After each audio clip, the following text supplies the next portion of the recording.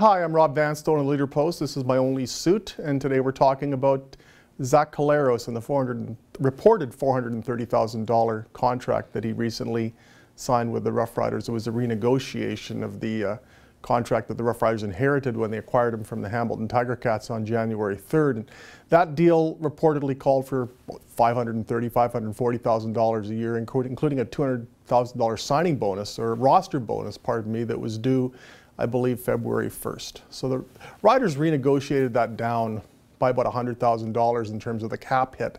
And as soon as the reports came out about the amount, a lot of Rough Rider fans who contacted me, and I think a lot in general, expressed some surprise or even alarm over the fact that he was getting that much money, $430,000 a year, considering he hasn't played at his once high level for the past couple of years.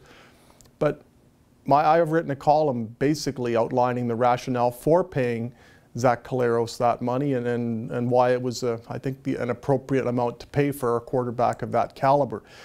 You have to remember that they couldn't really play hardball with Zach Collaros because I think he had some options. If he had said, this offer is a low ball, I don't want to accept it, the Rough Riders would have had two choices. One, adhere to the terms of the previous contract, which were completely unmanageable, or two, cut him. If they cut him, A, what do they do for a starting quarterback? B, they've given up a second-round draft pick, 10th overall, which is basically almost a first rounder, is the first pick of the second round. And then what do they do for a quarterback?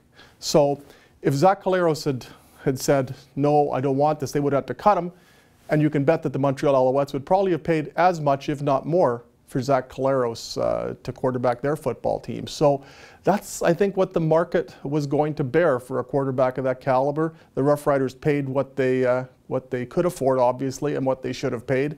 And now I think most of the questions about the Rough Riders quarterbacking for 2018 are resolved because of, I think, a smart trade and a smart renegotiation by the Rough Riders. For leaderpost.com, etc., I'm Rob Vanstone. Thanks for your time today.